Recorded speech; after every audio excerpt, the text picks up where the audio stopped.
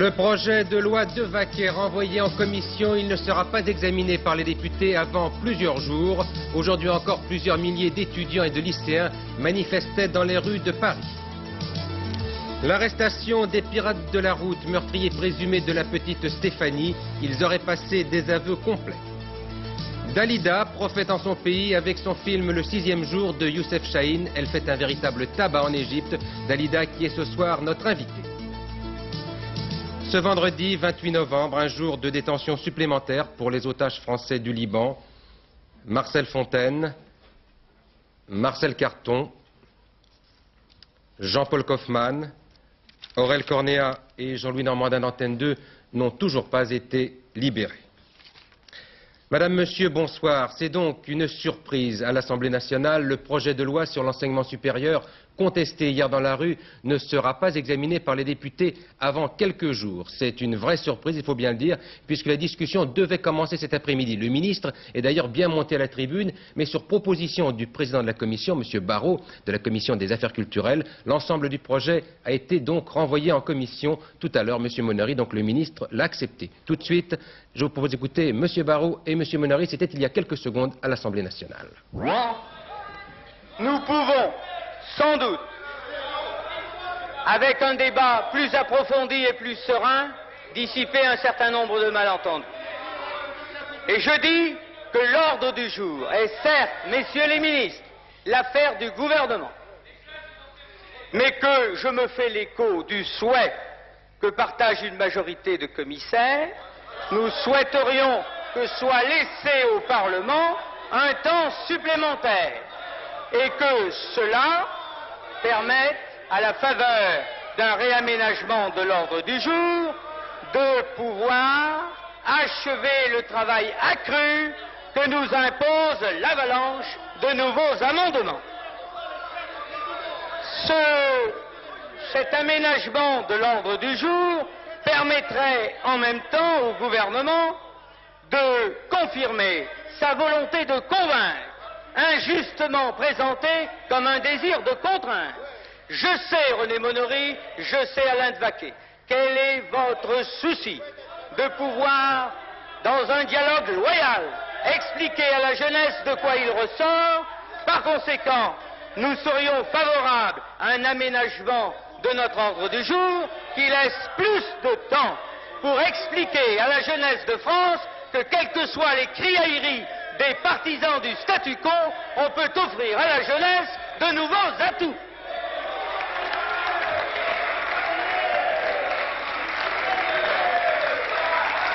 Le gouvernement est tout à fait d'accord pour vous donner le délai nécessaire pour faire un travail correct. Mais cela ne veut pas dire, Monsieur le Président, que le texte est retiré. Cela veut dire que le texte sera discuté jusqu'au bout, mais avec le délai dont vous aurez besoin et que vous demanderez. Le gouvernement adaptera le calendrier aux exigences de la Commission. Ensemble, je suis sûr que nous ferons un travail de persuasion, un travail d'explication, un travail de qualité comme vous savez le faire, pour que la jeunesse française comprenne ce que nous voulons. Voilà, c'était il y a moins de 5 minutes à l'Assemblée nationale. C'est donc la surprise de la soirée, le projet de loi, donc le projet de loi Devaquet sur l'enseignement supérieur, renvoyé en commission. Vous savez que cet après-midi, plusieurs milliers d'étudiants et lycéens étaient autour de l'Assemblée nationale. Ils manifestaient comme hier. Et vous allez l'entendre, ils avaient en quelque sorte un peu anticipé cette décision d'apaisement du gouvernement. Olivier Lerner était cet après-midi à côté des manifestants. On va écouter tout de suite les réactions préventives de ces étudiants et de ces lycéens. L'affaire de quelques secondes. Le grand vide autour de l'Assemblée nationale. Pourtant, il y avait la foule des grands jours sur le pavé parisien. Mais aujourd'hui, plus question d'approcher les parlementaires en séance. Des CRS impressionnants, vigilants, mais tout s'est déroulé dans la bonne humeur. À cet égard, les slogans étaient significatifs.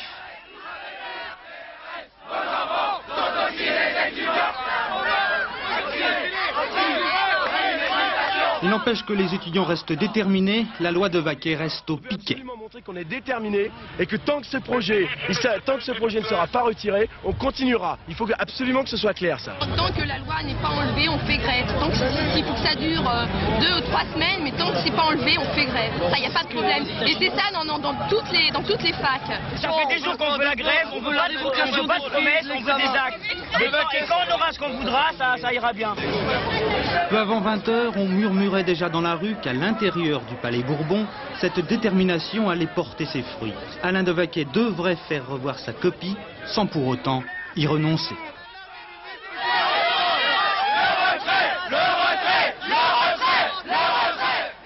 Voilà, donc c'était avant l'annonce de ce renvoi en commission donc de ce projet de loi de Vaquet, un renvoi qui vient juste d'intervenir avec l'accord donc du ministre Monsieur Monory. Le débat pourtant s'était engagé comme prévu, c'était à 15 h et vous allez l'entendre, on est tout de suite entré dans le vif du sujet. Nous retrouvons Pascal Guimier qui a passé cet après-midi à l'Assemblée nationale avant donc que l'on apprenne qu'il y avait renvoi en commission. Pascal Guimier, un voilà. solide bataillon de socialistes contre une poignée d'UDF et une demi-escouade de députés RPR, le projet de Vaquet n'a pas fait le plein des parlementaires de la majorité à la veille de ce week-end dans les circonscriptions. Pourtant, le chahut était bien au rendez-vous dès le discours du rapporteur UDF. Ce projet, en fait, donnait peu de prise à la contestation. En effet, échauffourées nombreuses, la gauche usera des rappels au règlement pour retarder les débats. Avec un leitmotiv, le projet doit être retiré de l'ordre du jour immédiatement.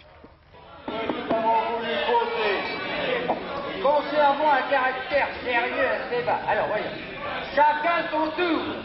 Quand Alain de Vaquet peut enfin prendre la parole, c'est à nouveau pour rassurer les étudiants, un ton modéré, l'affirmation d'une volonté très nette d'ouverture. Que toute réforme dans ce domaine doit être progressive et raisonnable. Sous les yeux d'étudiants attentifs venus aujourd'hui en spectateurs, une promesse, le gouvernement va réexaminer les conditions d'accès des bacheliers à l'université. L'article 31 du projet de loi sera donc modifié. C'est trop peu pour les socialistes qui refusent le texte en bloc, insistant sur les divisions de la majorité. À votre texte, autre chose de ce qu'il dit, cependant que M. Coineau et les députés de la commission, de l'UDF et du RPR, durcissent le texte, puisqu'ils interdisent l'inscription de tout étudiant dans un sens qui, bien entendu, est totalement contraire à vos explications. Visiblement, votre réforme n'est pas prête. Avec le renvoi du texte en commission, les socialistes peuvent déjà estimer avoir remporté la première manche. Voilà, alors une réaction de Philippe Dariulac, qui est le président de l'UNEFID, qui a été très agissante dans cette affaire. Monsieur Dariulac qui estime qu'il s'agit donc de ce renvoi à commission. Il s'agit incontestablement d'un changement de ton du gouvernement au lendemain du considérable succès de la manifestation étudiante et lycéenne du 27 novembre. Donc, première réaction d'un des leaders étudiants. Paul Amar, c'est un peu compliqué, il faut le dire. Il s'est passé beaucoup de choses en moins de 7 minutes. Quelques explications. Écoutez, il y a sans doute une première raison qui est tactique. Le gouvernement veut désamorcer la crise et l'on saura lundi si la manifestation nationale prévue par les étudiants pour le 4 décembre est maintenue ou pas. Il y a sans doute une deuxième raison, beaucoup plus profonde. Le gouvernement veut éviter l'épreuve de force avec les étudiants. Il ne veut plus imposer son texte de loi dans sa mouture actuelle. Il a compris qu'une attitude intransigeante de sa part comporte des risques de dérapage ou de radicalisation. Et il fait preuve, dans une certaine mesure, d'humilité. Son texte a été mal noté par les élèves. Il est prêt à revoir sa copie. S'il accepte de le faire, c'est qu'il a sans doute été impressionné par l'ampleur et le succès du mouvement, d'autant plus impressionné qu'il ne s'y attendait pas. Il pensait sans doute que son projet de loi sur l'école n'allait rencontrer aucune résistance dans le pays, je ne parle pas de la classe politique, dans le pays, comme les privatisations, comme le retour au scrutin majoritaire ou comme les réformes économiques et sociales. Il s'est trompé. Il aurait dû penser, il aurait dû se rendre compte que le panneau qu'on aperçoit souvent à proximité des établissements scolaires, attention école, vaut aussi pour les hommes politiques. Et l'enseignement de ce conflit qui n'est pas terminé, c'est que les Français, dans leur grande majorité, ne veulent plus de débats idéologiques, de débats manichéens ou de réponses définitives, sans appel à leurs problèmes. Ce qu'ils attendent, c'est des réponses concrètes à leurs problèmes concrets. La suite du débat montrera si le gouvernement tient compte de cette inquiétude des jeunes qui dépasse, il faut le dire, le clivage traditionnel droite-gauche. Voilà, c'était à chaud, sans filet. Je vous rappelle l'information essentielle pour l'instant de ce journal, donc le renvoi en commission du projet de loi sur l'enseignement supérieur. À peine installée, la CNCL vient de prendre sa première vraie décision, un geste symbolique et important puisqu'il s'agit de l'autorisation d'émettre pour la société Paris Câble, c'est-à-dire la première télévision câblée parisienne. Une décision qui reprend d'ailleurs les travaux laissés pendants par la haute autorité qui avait préféré ne pas se prononcer à la veille de sa disparition il y a 2 mois. Un ajournement qui avait d'ailleurs contrarié la ville de Paris. Sur ce que sera Paris Câble, les explications de Gaël Monlahuc. 2 mois de retard, jour pour jour, puisque Paris Câble émettra enfin le 1er décembre. Les studios sont prêts, les programmes aussi, et l'ajournement de la décision aura coûté près de 2 millions de francs par mois aux 3 partenaires, la ville de Paris, la Lyonnaise des Eaux et la Caisse des dépôts. Un projet qui a démarré concrètement il y a plus de 2 ans, avec un investissement de 4 milliards de francs. En fait, seuls 250 foyers recevront à titre expérimental les premières images lundi. 25 000 prises sont installées dans le sud de Paris, on attend quelques milliers d'abonnés. Mais ensuite, la croissance se poursuivra au rythme de 200 000 prises supplémentaires par an. En 92, tout Paris sera câblé. Le câble permet une excellente réception des réseaux diffusés par satellite. Ceux qui paieront les 140 francs par mois d'abonnement pourront donc recevoir 15 chaînes à la fois, britanniques, italiennes, luxembourgeoises, mais aussi bien sûr les 6 chaînes françaises. En plus, une chaîne locale parisienne, Paris Programme, avec des services.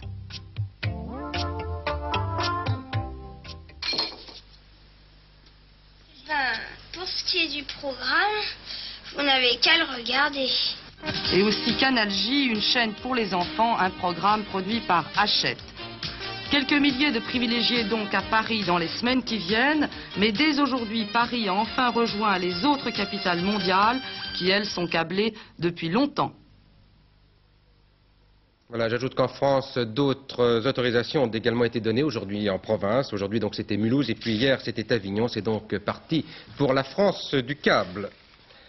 Le pirate de la route, meurtrier présumé de la jeune Stéphanie, dimanche dernier près d'Arles. Ce pirate et 2 de ses complices ont été arrêtés aujourd'hui au terme de 4 jours d'enquête. Le jeune homme a reconnu les faits et l'on a même pu récupérer l'arme du crime.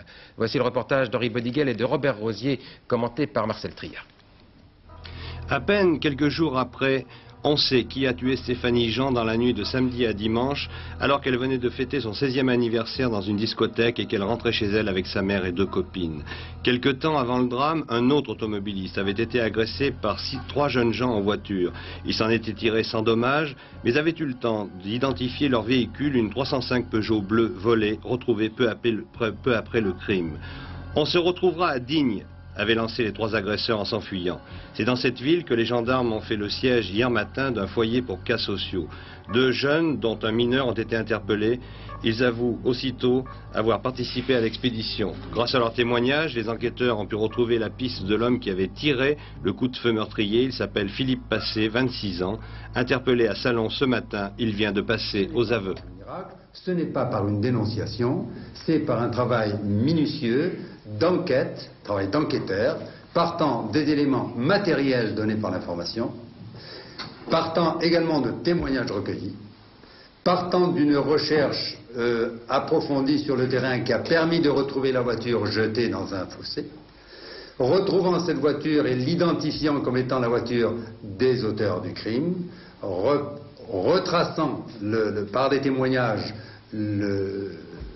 l'itinéraire qu'elle avait suivi, qui a conduit les gendarmes enquêteurs vers les centres de Digne où devaient être trouvés les auteurs de l'infraction. Stéphanie Jean est peut-être morte simplement parce qu'elle avait refusé de danser avec l'un des 3 jeunes gens un soir à Égalières. 5 ans de prison pour Maurice Joffo, le grand coiffeur parisien, était poursuivi pour recel de vol aggravé pour escroquerie. Il vient donc d'être condamné à 5 ans de prison. Sa femme a été condamnée, elle, à 4 ans de la même peine, dont 42 mois avec sursis. Les milieux médicaux satisfaits du plan anti-sida présenté hier par le ministre de la Santé, Mme Barzac. Deux mesures principales, je vous le rappelle. D'une part, la création d'une fondation consacrée à la recherche sur cette maladie, puis d'autre part, la décision de faire de la lutte contre le sida l'une des grandes causes nationales en France. Il est vrai que tout reste à faire, même si la situation se présente de façon très diverse, selon que l'on est en province ou à Paris. Une comparaison exemplaire, eh bien, il y a autant de cas de sida dans la seule capitale que dans tout le reste de la France. C'est une enquête de Pierre Ly et Michel Levasseur. En Saône-et-Loire, on n'a dépisté qu'une quinzaine de personnes contaminées par le virus, presque toutes toxicomanes. Une seule est un vrai malade du sida. Autant dire que les médecins de famille n'ont jamais vu la maladie. Il n'empêche, ils prennent le sida très au sérieux. À Chalon-sur-Saône, le sida a été le sujet d'une réunion d'enseignement post-universitaire. On se souvient du succès. C'était la réunion majeure quant à la fréquentation, quant au nombre de participants, une centaine je crois. Ce qui veut dire que les gens sont intéressés, les gens sont certainement très interrogatifs hein, et avaient envie de savoir. C'est-à-dire que même s'il n'y a aucun cas de sida en Saône-et-Loire, ou en tout cas à Chalon, tous les médecins de Chalon s'y intéressent. Ah, sûrement, oui, sûrement. Et pourquoi, à votre avis?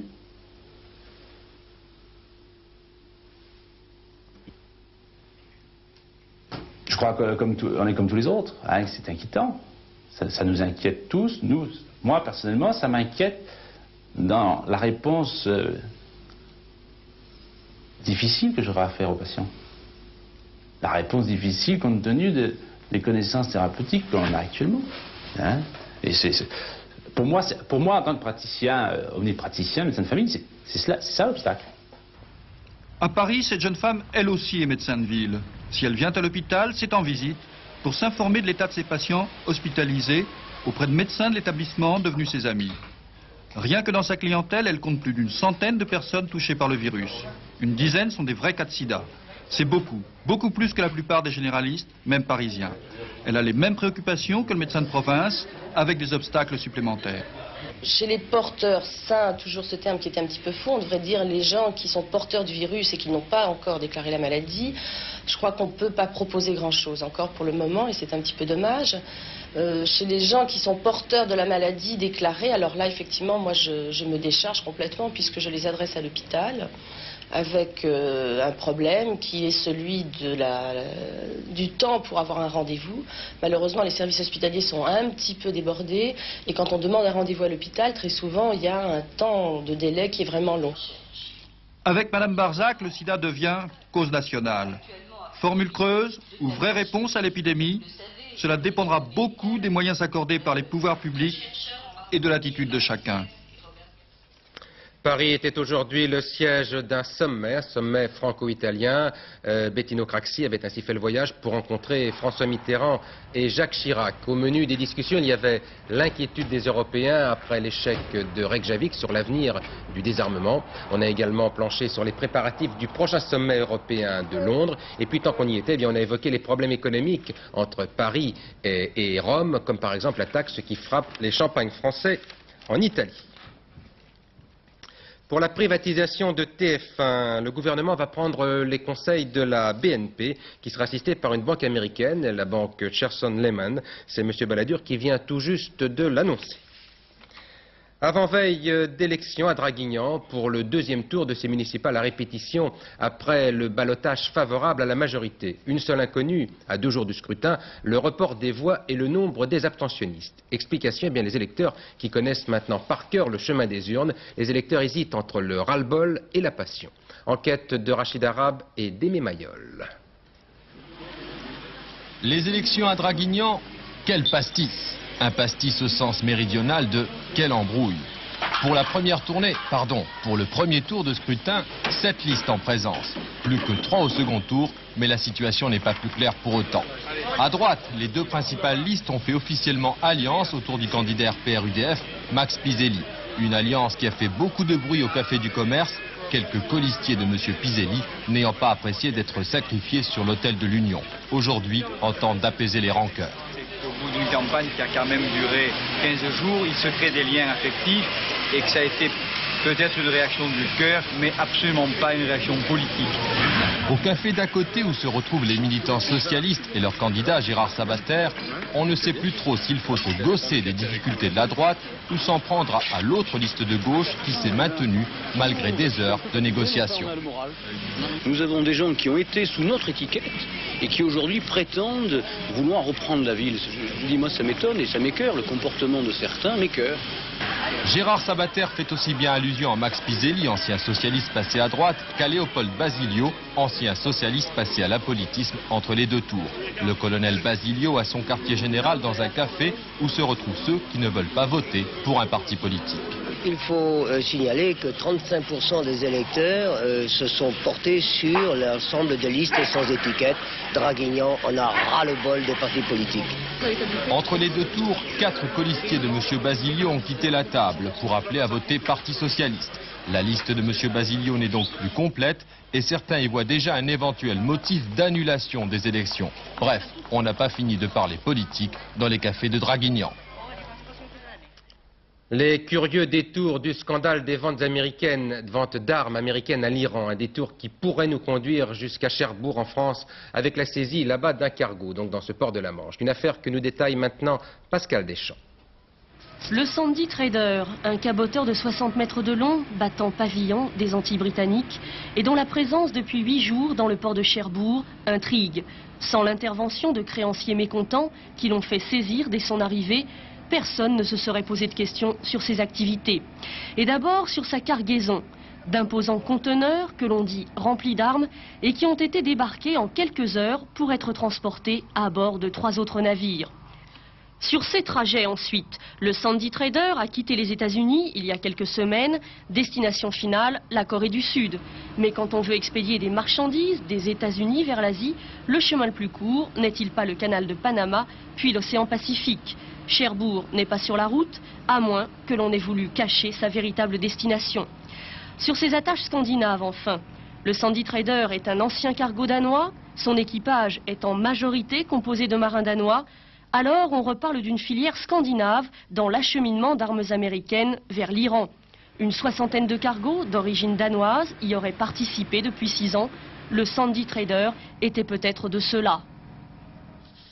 Le retour de Dalida au cinéma après une très longue absence. Une très longue absence, c'était quand la dernière fois, Dalida? Oh, je crois, j'espère ne pas me tromper, que c'était avec L'inconnu d'Hong Kong, avec Serge Gainsbourg, c'était en 1962, je crois. En fouillant dans les archives, j'ai vu que votre tout premier rôle, c'est pas vraiment un rôle, votre première contribution au cinéma, c'est 1953, vous étiez la doublure de Rita Hayworth dans Joseph et ses frères, c'est bien cela? Exactement, oui, c'est cela, et puis finalement, ce n'est pas elle qui a eu le rôle, mais c'est John Collins qui l'a fait.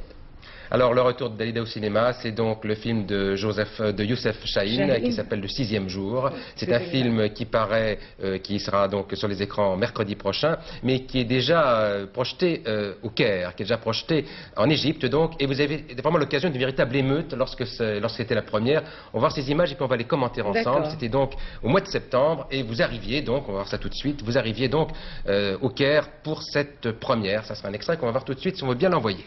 Voilà. Donc, c'est vous là, tout simplement, vous arrivez donc, c'est votre quartier, ça? C'est le quartier Choubran, oui, je dois dire que c'est un quartier très, très populaire. Il y a à peu près 3 millions d'habitants, c'est une ville dans une capitale, et je dois dire qu'il y avait vraiment beaucoup de monde dans les rues ce soir-là. Vous vous attendiez à un tel accueil? Pas aussi grand, parce que c'était vraiment très, très, très émouvant. On a dû me porter pour me faire entrer presque dans le cinéma. C'était très difficile à joindre le cinéma à l'intérieur, mais je dois dire que les gens, ils ont été très correct, il n'y a pas eu vraiment d'émeute. Ça fait plaisir quand même. Et ça fait vraiment plaisir, c'était émouvant. Alors Dalida, donc Le 6e jour, c'est un film franco-égyptien qui est plutôt, je dirais, un film égyptien. Moi je l'ai vu, c'est plutôt l'esprit égyptien, c'est presque proverbial. C'est-à-dire, bien sûr, c'est la culture, elle est égyptienne dans ce film, mais je crois que c'est une histoire universelle, parce que c'est une histoire d'amour, de poésie et d'humour, donc tout le monde peut s'identifier à cette histoire. Sur une trame très tragique, puisque ça se passe en 1947, pendant la grande épidémie de choléra choléra, que vous avez connu, m'avez-vous dit. Exactement, oui, oui, j'étais encore toute petite. Et je me rappelle toujours de cette épidémie-là qui avait fait beaucoup de ravages en Égypte. Et dont moi, je n'ai jamais vu des malades, mais enfin, je savais qu'elle existait. Et quand je rentrais de l'école, on devait se laver les mains à la bergamote. Et ensuite, on devait manger tous les légumes cuits parce qu'on avait peur d'attraper le choléra. Alors, on va voir un extrait de ce film. Donc, vous cherchez à sauver votre petit-fils qui est touché par le choléra. Et vous prenez la mer avec un marin qui est un très très grand comédien égyptien, qui est une grande vedette là-bas. On va voir donc un extrait qui a été préparé par Nicole Cornu-Langlon. On va voir sur un bateau avec lui. Voilà. Ah ben non, c'est pas l'extrait qui était prévu, mais enfin ça ira. Ça fait rien. Bravo pour tes conseils, Zachary. Ah! Viens, C'est moi, tu vas me foutre la paix! Choléra, vous comprenez? C'est le choléra!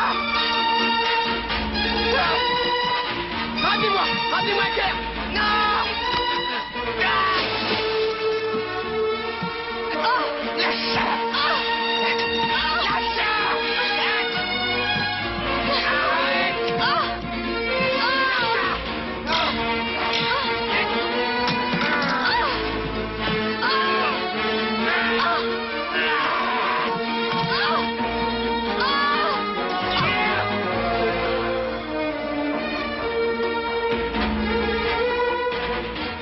Le sixième jour, c'est un pot pourri d'extra en définitive. C'est un film très difficile, c'est une Dalida qu'on ne connaît pas du tout, c'est une tragédienne. C'est une Dalida complètement différente, mais je l'ai acceptée à cause de cela, parce que j'estime que si c'était une Dalida traditionnelle que tout le monde connaît, c'était pas tellement intéressant.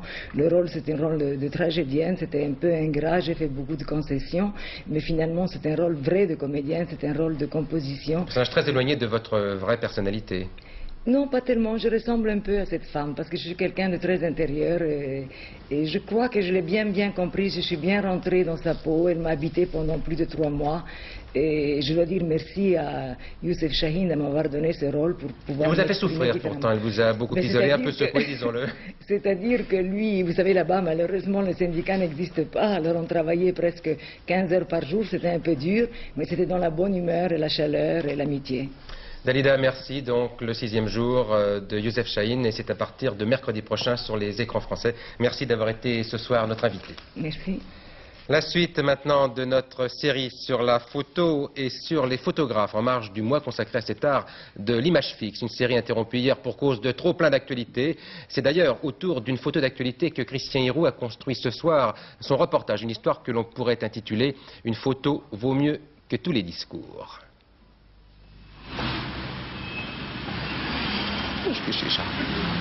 Directement, il y a quelque chose qui choque, il y a quelque chose... Bon, on se pose des questions, quoi. Enfin, on ne peut pas rester indifférent à une photo comme ça. J'ai déjà vu, ça m'inspire pas, non. Ça m'inspire rien du tout. Ou de loin, si on fait pas tout de suite attention, j'ai cru que c'était une boîte de chocolat. Excusez-moi de dire ça comme ça, c'est peut-être pas... C'est une photo que j'aime pas, du tout. Qui est presque insupportable. Moi, je voudrais savoir ce que c'est, parce que ça me choque, mais je voudrais vraiment savoir la légende en dessous. Hein.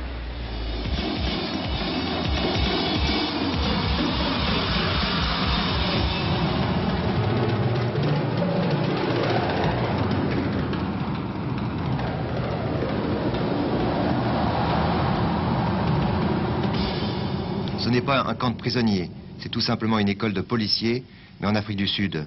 Cette photo a fait le tour du monde. Elle a été prise en mars 1978 par Abbas, photographe à l'agence Magnum. Et beaucoup de gens croient que c'est moi qui ai monté cette photo, mais pas du tout. Vous savez, ce sont les autorités sud-africaines qui m'ont amené à cet endroit. Parce qu'ils étaient très fiers de leur école pour policiers noirs. Et ils m'ont fait visiter l'école.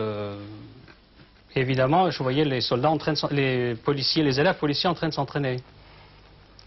Et à un moment donné, évidemment, le colonel était là, qui était blanc, comme par hasard, et je lui demande s'il veut bien se mettre devant les élèves officiers. Ce qu'il a fait, et se donner cette photo.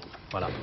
D'après les responsables de Pretoria, cette photo a causé plus de tort à l'image de l'Afrique du Sud que des années de campagne anti-apartheid. Voilà, suite de cette série, demain soir, les pronostics du tiercé, les pronostics maintenant de Pierrette Bresse. Pour Saint-Cloud, il y a 20 partants. Elle vous suggère de jouer le 3, le 15, le 18, le 6, le 8, le 10, le 14 et le 4. J'espère que vous le voyez mieux que moi, car chez moi, c'est pas très lisible. 3, 15, 18, 6, 8, 10, 14 et 4. La météo maintenant avec vous, Laurent Boussier. Toujours du beau temps? Oui, absolument, vous savez, tout va bien, il fait beau, c'est vrai, il fait un petit peu froid, mais c'est normal, on approche un petit peu de l'hiver, mais le ciel est bleu et clair, alors pas de problème. Pourquoi changer?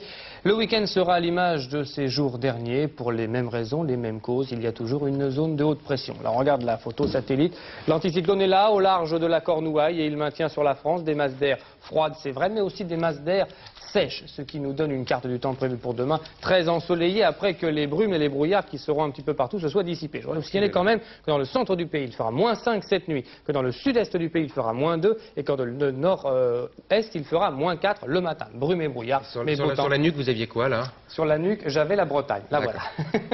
Absolument. Bon, il fera donc beau, mais froid. Côté température, elles sont en baisse assez importante. 5 degrés dans le nord-est, 9 degrés à Paris, 8 degrés en Bretagne, 6 degrés dans le centre, 10 degrés près de la Méditerranée. Et puis, vous ne le voyez pas, mais c'était un 14 degrés en Corse. On termine avec notre agenda. Demain sera le samedi 29 novembre. Le soleil se lèvera à 8h21, se couchera à 16h56. 2 minutes de soleil en moins. Et ce sera la Saint-Saturnin. Le dernier journal, ce sera avec Philippe Arroy aux environs de 22h45. Nouvelles informations, nouveaux développements et bien sûr, il reviendra très abondamment sur l'information de cette soirée. Le renvoi en commission du projet de loi sur l'enseignement supérieur. C'est arrivé peu avant 8h, donc à la demande de M. Barrot. Ce projet de loi de Vaquet a donc été renvoyé en commission. Il devrait être étudié dans les jours qui viennent par les députés. Voilà, dernier journal, 22h45. Bonsoir, à demain 20h.